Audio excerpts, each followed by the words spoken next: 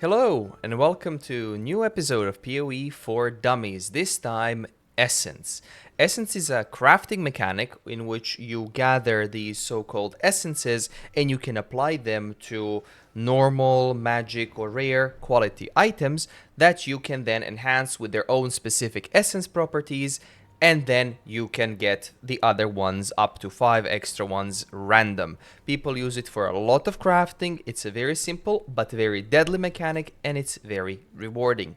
It has its own essence tab, which you can buy in the shop, of course, and if you don't want to buy it in the shop, you can store these essences in your tabs wherever, but it works in an upgrade system. There's this button behind me, which is called an upgrade button. When you click an upgrade button, if you have 3 or more of same essences, it will give you a little yellow box and prompt you to click on it to upgrade it to the next tier. If you don't have an essence tab, you can do the same effect by selling those said essences to a vendor. So you need 3 essences to sell to a vendor to get a higher tier up. There's multiple tiers of essences, but in general, the ones that are worth doing and considering are the Shrieking and, of course, Deafening. Deafening's the max tier, Shrieking's one below. And there are special essences that you can get by corrupting the other ones. So you can get Insanity, Horror, Delirium, and Hysteria. So as I said, corrupting the essences, you of course need an essence that can do so. You cannot do it with a Val Orb. You need to find a remnant of corruption. These corrupt the essences, trapping a monster, modifying them unpredictably. I'll show you how it works in a map, so I have a map prepared for you.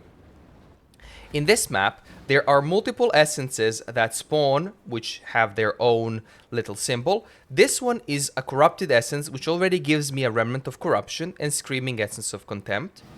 But this one here drops a Screaming Essence.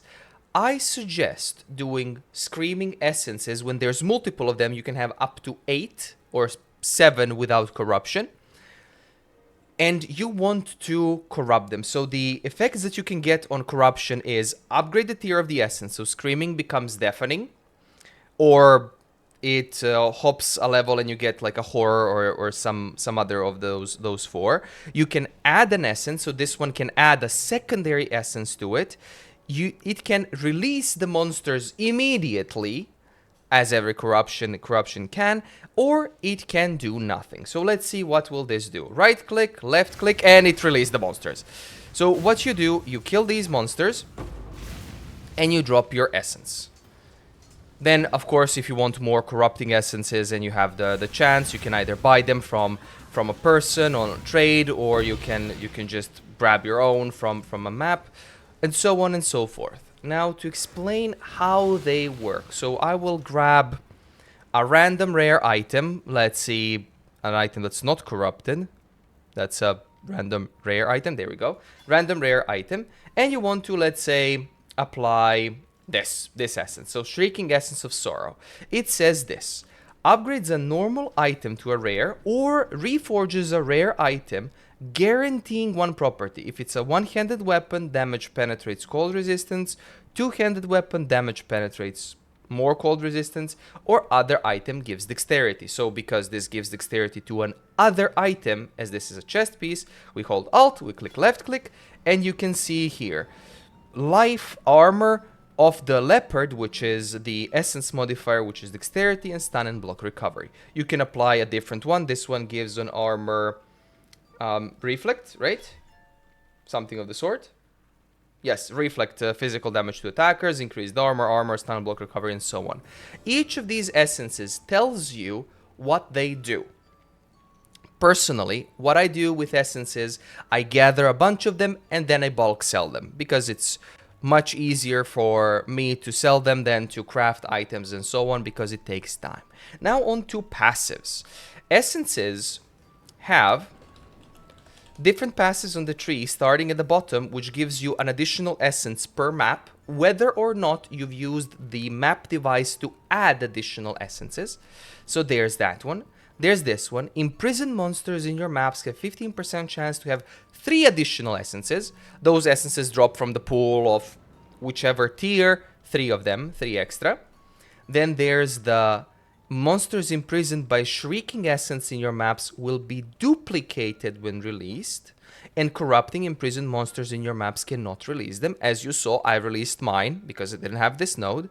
But when you have a shrieking essence, and I think also applies to deafening essence, those monsters get duplicated. You get double the monsters and double the loot, of course. And there's this one, essences found in your maps are a tier higher. So your shriekings become deafenings, your mournings become shriekings, and so on. There are also some simple things which are here. Monsters imprisoned by essences have 10% chance to contain a remnant of corruption. That means they are pre-corrupted with a remnant, as you saw in my map, and I think that's total of 20%. There's no more. But essences is a great way of how you can make currency early in the game. I usually grab those node ASAP because when you get into the first month, the full first month of the league, crafters start crafting and they need a massive amount of essences. So you sell those 9 essences from between 4 chaos to 25 chaos or something, depending on the value and whatnot. But for an upgrade, one more important thing, you upgrade only to shrieking. It's usually not worth it to upgrade to deafenings, as sometimes 3 shrieking cost more than selling 1 deafening. That's the ratio. You sell 3, you get one extra. Hopefully this was a simple guide, simple basic guide for essences and how you can craft items. You can use these while you do campaign stuff because you'll encounter essences that can help you maybe with getting some early resistances and so on. But otherwise, for a beginner guide, I wouldn't suggest crafting anything with them. Just upgrading to shrieking and selling them, of course, to get the currency to buy or add additional things to your own build.